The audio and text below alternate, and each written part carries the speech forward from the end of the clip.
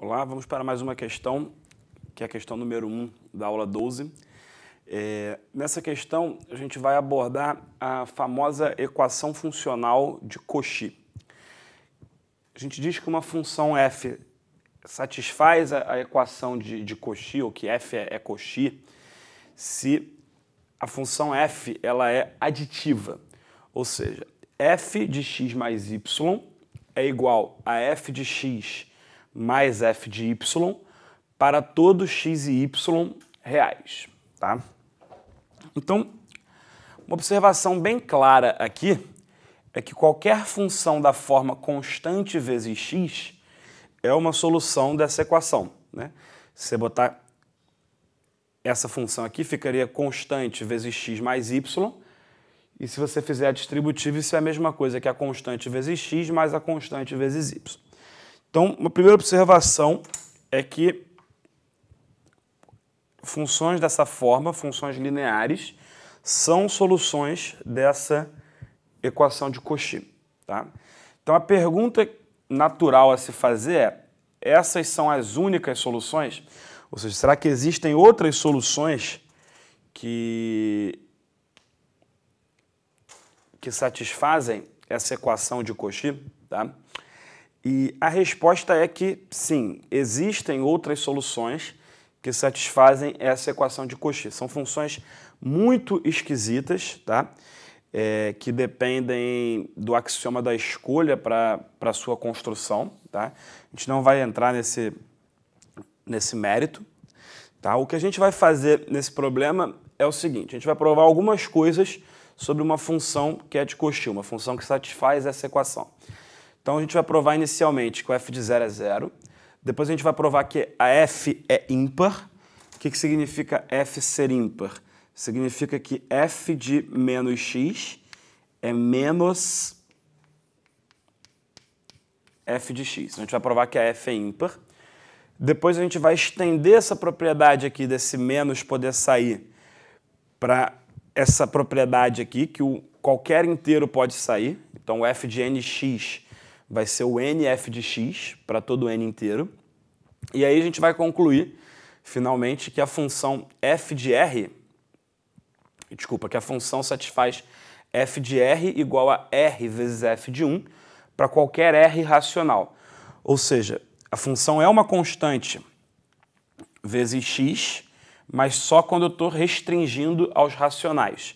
Eu não consigo fazer, sem hipóteses adicionais, a passagem de Q para R para garantir que uma função que satisfaça isso seja constante vezes x.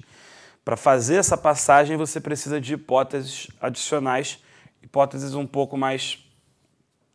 Ficaria um pouco mais complicado de fazer, acho que não é o nosso propósito aqui entrar nisso, né? Seria mais para o nível 3 da OBM, por exemplo.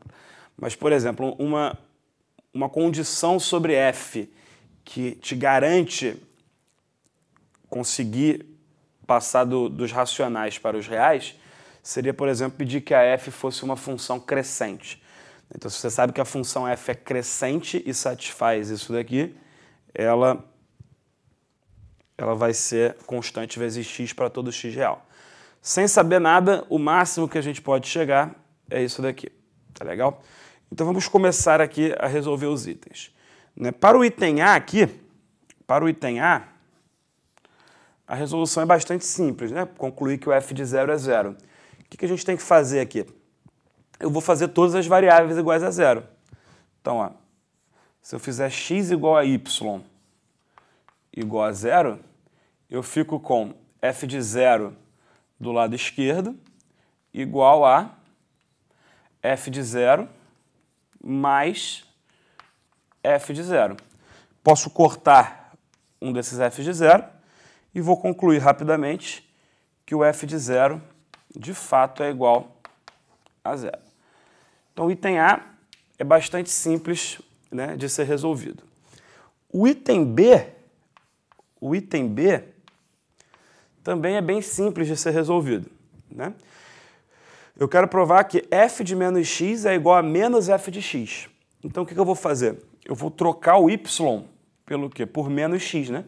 para poder aparecer esse f de menos x. Quando eu faço essa troca, ó, y igual a menos x, x mais y é zero. Então aqui vai ficar f de zero, que a gente acabou de descobrir que é zero.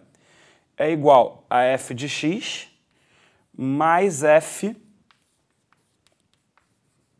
de menos x.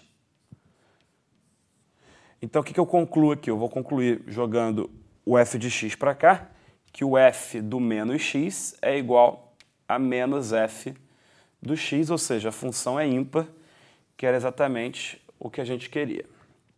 Muito bem. O item C agora. O item C, ele já é um pouco mais interessante, né? Eu quero provar que f de nx é igual a nf de x para todo n inteiro.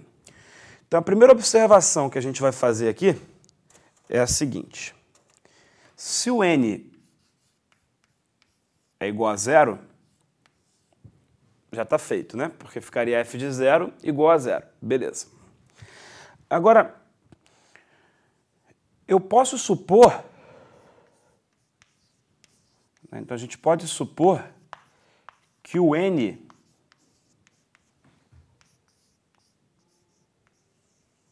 é positivo. Por que a gente pode supor que o n é positivo? Porque a gente já sabe que a função é ímpar. Então, se o n fosse negativo, digamos menos m, onde o m é positivo, você consegue colocar esse menos aqui para fora e você chega aqui, o que você quer provar é verdade, porque uma vez que você provou para o caso positivo, você usa isso para fazer o caso negativo. Então, a gente pode supor que o n é positivo, tá? Porque a gente já provou que a função é ímpar. Então, vamos provar agora, para n positivo, que aquela propriedade é válida. Bom, n igual a 1 também é claro, né? Como é que você faria o n igual a 2, por exemplo? Se você fizer y igual a x, o que você vai ter? Fica f de 2x aqui, igual a f de x mais f de x, que é 2f de x. Então, para n igual a 2, também é claramente verdade a propriedade. Agora, por exemplo, se eu quisesse para n igual a 3, então vamos tentar fazer y igual a 2x agora. O que vai acontecer? Vai ficar f de 3x igual a f de x mais f de 2x. Só que o f de 2x, a gente acabou de ver que é 2f de x. Então, isso aqui vai ficar 3f de x, como a gente queria. E aí, se você continuar esse processo, você consegue concluir por uma indução.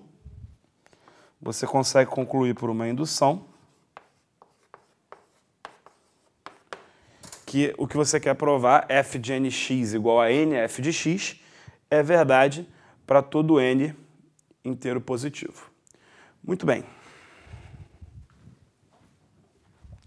Então, agora está faltando apenas o item D, né? O item D, ele pede para a gente provar que f de R é igual a R f de 1 para qualquer R racional. Muito bem. Então, já vimos no item C,